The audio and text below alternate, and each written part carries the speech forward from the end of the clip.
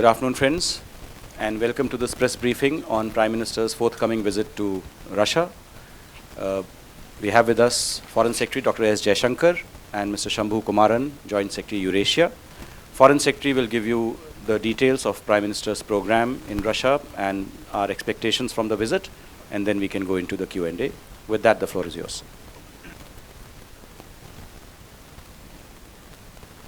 Thank you, Vikas. Prime Minister would be visiting Moscow for the annual summit on the 23rd and 24th of December. This practice of annual summit started in 2000, and this is the 16th annual summit. And it is Prime Minister Modi's second summit with Russia. As you would recall, President Putin was here last year in December for the 15th summit. The Prime Minister and President, of course, have met each other on a number of occasions, and their last formal interaction was during the BRICS summit in Ufa in July. But they did interact with each other at the UNGA, at the G20 in Turkey as well in November. Now, in terms of the program, the visit would commence with a dinner, a sort of a private dinner hosted by the President for Prime Minister on 23rd evening. The actual summit would be on the 24th. The Prime Minister and President would be interacting with a group of Indian and Russian CEOs as well in the Kremlin. And then the Prime Minister would be addressing a gathering of the Friends of India and the Indian community at the Expo Center in Moscow in the evening. As part of the program, he would also be going to the Russian Emercom facility. This is it's a sort of center for their national disaster management forces, and he will be receiving a briefing on the real-time monitoring of civil emergencies at this center, and which I believe is a sort of very state-of-the-art facility. Now, in terms of India-Russia relations, I think, frankly, most of you are very familiar with it. We have a very special and privileged strategic relationship with Russia. And this has really spanned key sectors such as defense, nuclear cooperation, space. And at the last summit, both leaders had given a lot of attention to expanding the economic pillars of our relationship, and that would continue to be a big theme at this summit as well. With Russia, it's a very old and trusted partner of India, and our approach to a lot of international and regional global issues are very similar. So it's to be expected that the two leaders would have an exchange of views on different issues. At the last summit in December 2014, the two countries had also adopted a vision document called Drushba Dosti for strengthening our partnership. And we expect to sign a number of agreements covering a very broad range of fields. Some of them are still kind of, final touches are being given. So that's the broad sort of sense of what you could expect from the visit. Let me just add a few additional points. A lot of the work for the visit is done through mechanisms that we have. We have a intergovernmental commission between India and Russia. These are two commissions. One is a sort of a trade and economic. It's a sort of broader non-defense part of the relationship, which is headed by External Affairs Minister on our side. And this commission met in Moscow in October, And then the defense side of it, the Military Technology Commission, which is headed by Raksha Mantri on our side, Defense Minister on our side, met in Russia as well in November. So they did a lot of the spade work for the summit. Just to give you a sense of the relationship, the issues in the relationship, our trade with Russia today is last year was a shade below $10 billion, and we hope in the next 10 years to really take it up to $30 billion. So expanding trade is a very big priority. Similarly, investments, mutual investments, are roughly around $11 billion of each other. And we want to take it up again to $30 billion, $15 billion each by 2025. A lot of efforts have gone, therefore, into facilitating trade and improving the investment climate.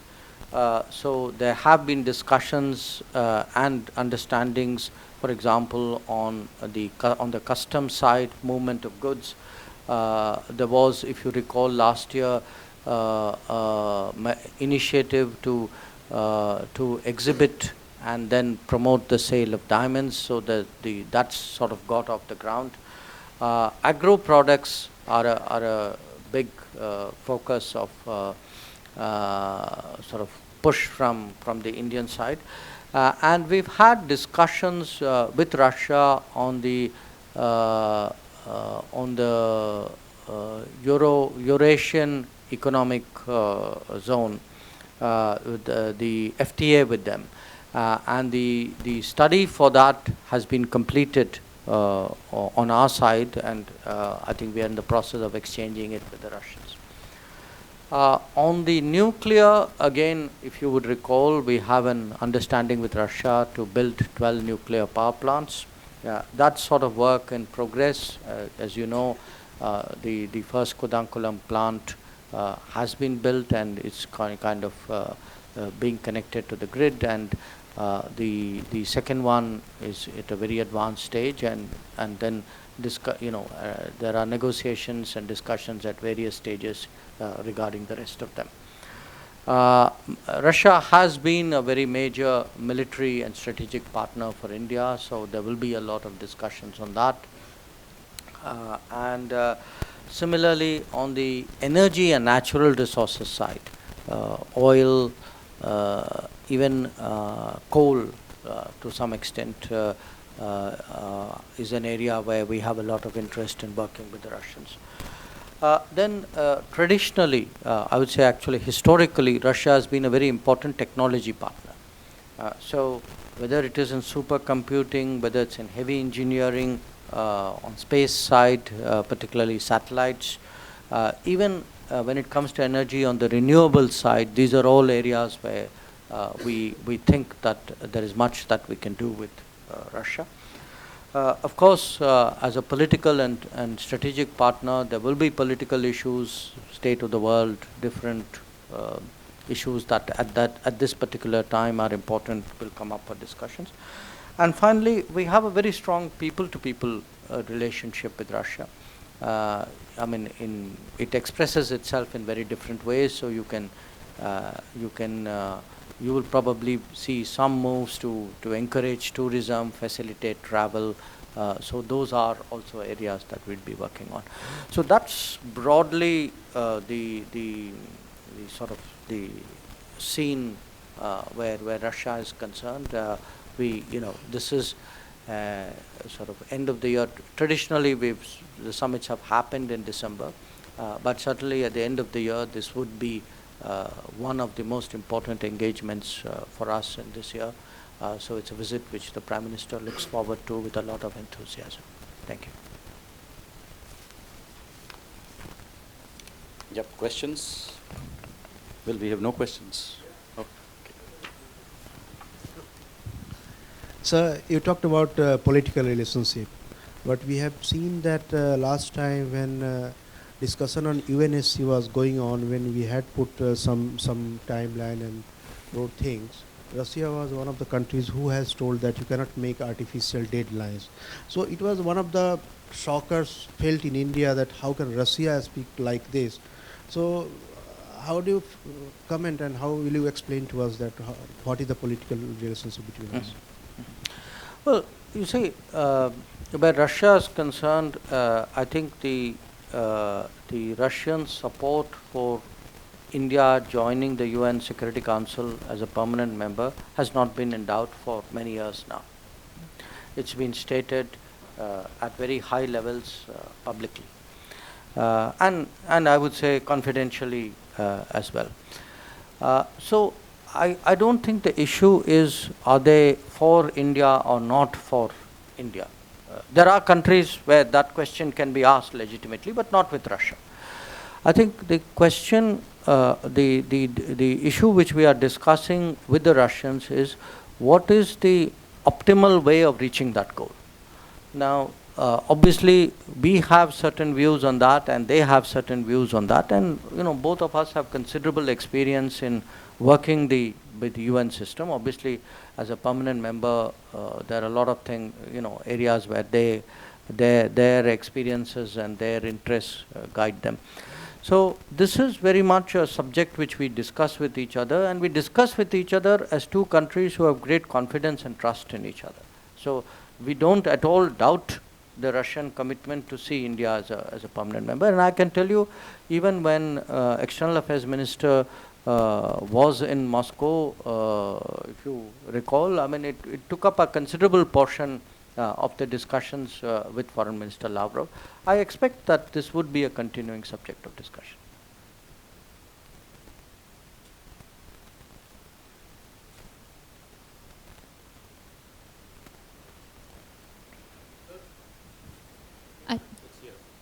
I believe the Defense Acquisition Council approved the purchase of Russian air missile defense systems last week. Is that going to be discussed during the visit?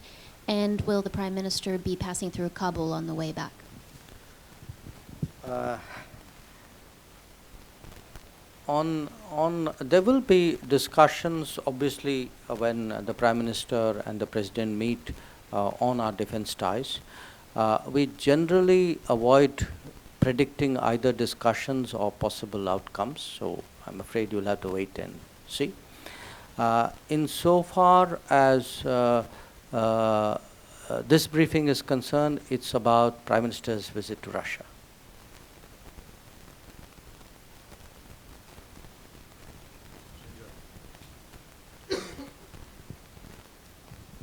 So I know this has been taken up at a certain level, and there hasn't been much cooperation from the Russian side on it. Is Prime Minister going to bring up the Netaji issue with President Putin? The other thing is, during the Putin visit last time, there was considerable discussion on the lease, a 10-year lease of a nuclear submarine. Is that going to be taken forward as well? The Netaji issue has figured in our discussions even recently. It was something which Foreign Minister had also mentioned to her counterpart. I think let's wait and see what happens. I mean, I wouldn't prejudge the Russian response till we get it. On defense issues, as you know, we don't comment certainly in advance, sometimes even after the event. So I think I really wouldn't be able to answer it.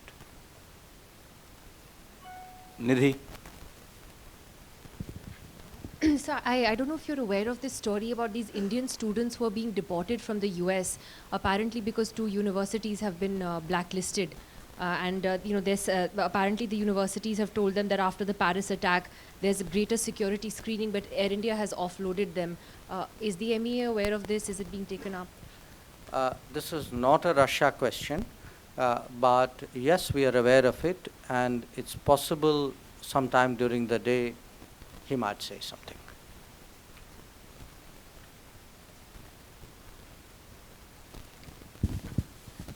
So you have talked of the economic cooperation do you see India moving into the space vacated by Turkey after that? Sorry, space vacated by? Turkey, after the downing of S-24 bomber. Well, I'm not sure I would like to think of my trade prospects as sort of occupying a space that somebody else vacated. I think I would prefer to think of it as an opportunity that I have not exploited to the fullest, either due to lack of effort or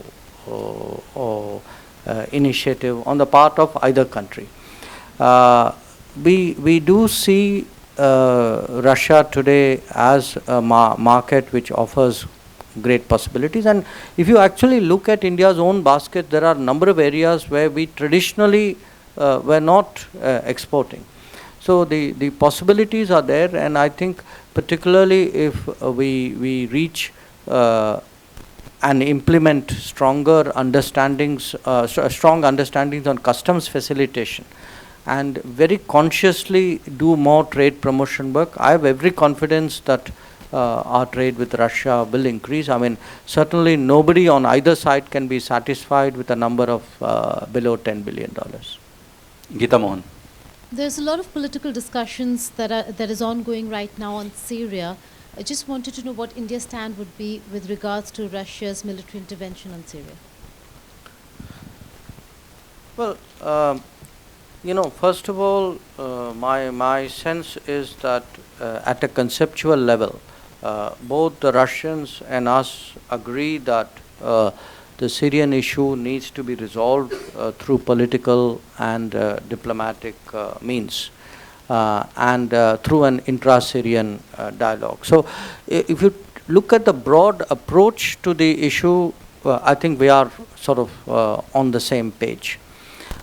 In terms of what the Russians are actually doing in Syria, that's something which really they have decided in consultation with the government of Syria.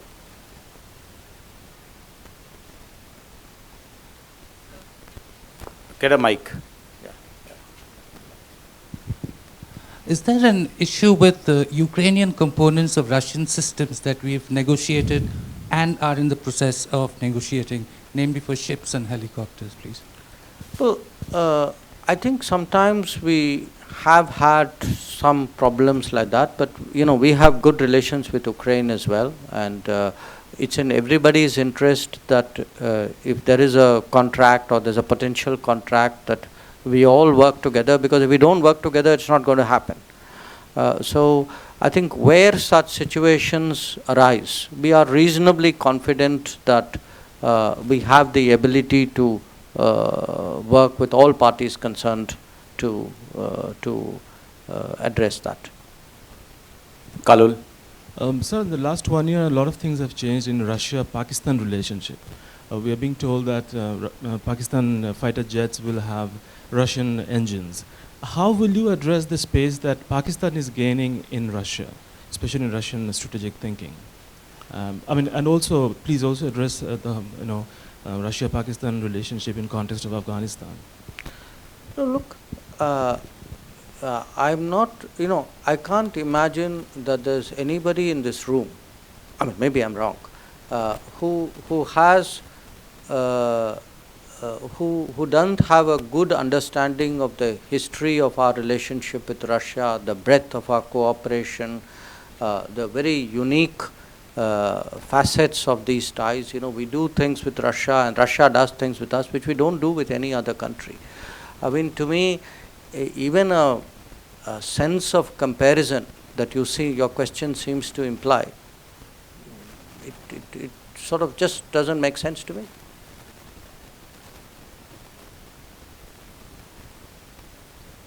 So, sort of supplementary to the previous question, while after I said it doesn't make sense to me, well, okay. Yeah. While India's ties with India has moved very close to the US, even you can see in the last 18 months politically, and the Russians are quite upset at this. The Russian ambassador has also spoken out publicly on several occasions, lambasting India's efforts to buy products from Western nations. and correspondingly Russia has also moved closer to Pakistan in a seeming tit-for-tat kind of a response. So how do you see this? Do you accept the fact that the Russians are concerned that India has moved closer to the US?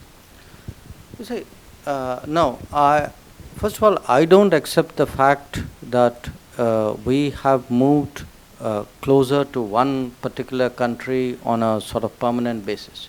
I think what you see every time that there is a visit or an important interaction is a sort of a, if it is successful, and apparently it is from what you are saying, you have a sort of a description in the media that we have moved close to that country. So, you know, if Obama is visiting, we are close to the Americans. If Abe is visiting, we are close to the Japanese. If Xi Jinping is visiting, something is happening between India and China. So, I think inherent in your question is some kind of zero-sum game assumption, which I don't share at all. I think that's not the way Indian foreign policy is constructed. I think what we are trying to do is really expand the frontiers of cooperation with every country, every major country certainly, but every country that we have dealings with. If at that moment, you know, people get carried away and regard it as some kind of great positional shift, I am not sure that is a very accurate understanding of what is actually happening. I mean, look back in the last year and a half. I would suggest to you actually virtually every relationship we have has sort of changed for the better. On your question about the Russian ambassador, look, if the Russian ambassador doesn't promote Russian aircraft, whose aircraft would he promote? I mean, he's doing his job. But because he's doing his job, please don't take that as in some way an implication that the relationship is not doing well. I'm sure if you asked him the next question, which is the relationship doing well, he would say yes. I mean, he would obviously want it to do better in a way in which it favors his interest. That is completely legitimate. So I don't, you know, I know this is a fashionable narrative that, you know, somebody is disappointed with you and making compensatory moves. I mean, look at the players concerned. I mean, you don't sort of take such a major relationship and then something else which is happening somewhere else say, oh, that's the reaction to this. I mean, that's why I said it doesn't make sense. It doesn't make sense in terms of the weight and the breadth and the substance of the relationships that you are asking about. Smita Sharma. India has begun supplying the 4 Mi-25 helicopters promised to Afghanistan, but through Russia. The 3 of them seem to be on the anvil. Is there any other military acquisition that India might be looking at with the Afghan sort of wish list through Russia? And B, you know, the kind of debate to a question asked by Geeta, because on this Russian airstrikes against the forces in Syria, if you were to go by the Turkish narrative of it or the American narrative of it, they would make it sound that they are actually striking on against basically either pro-Turkish forces or being more helpful to ISIS. What is India's stand on how effective really are the Russian airstrikes? No, look, Russia has a position about the threat posed by terrorism, fundamentalism, extremism, which is a long-standing position, and it's something that we share with Russia. So I don't think we would doubt the Russian commitment in that regard. I mean, because I assume that their action is related to their beliefs and positions which they have long held, and we know what those positions are, and we in many ways share those positions. So you know, where we are concerned, we look at that part of the world, and we certainly don't want forces of you know, religious fundamentalism and extremism, and which have particularly horrific ways of sort of expressing their interest to gain ground. So I think in our minds issue is quite clear. Well, actually, technically, these were not Russian acquisitions. These were, I mean, the sort of what you are referring to. I assume anything that we would look at with any country, which would be something which we would look at from our resources.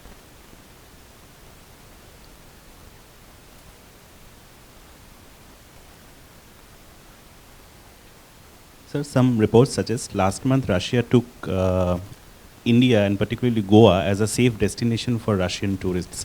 Has this been officially communicated to you, or is this issue going to come up? Right. I don't think that is correct. The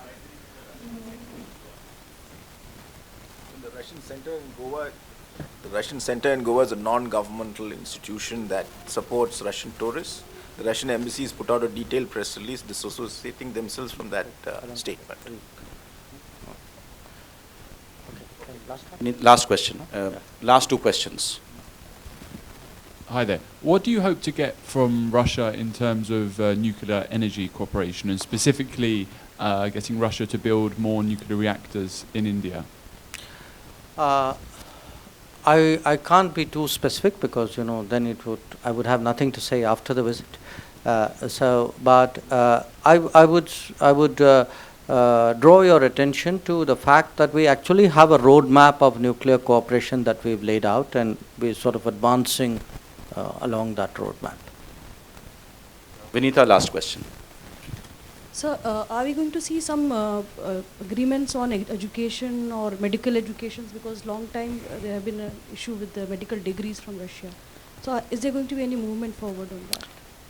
My recollection is it's something we are still discussing. Huh? Am I correct? Yes. We're still discussing. I don't think we have a definitive resolution of some of those issues. Okay. Thank you very much. Thank you.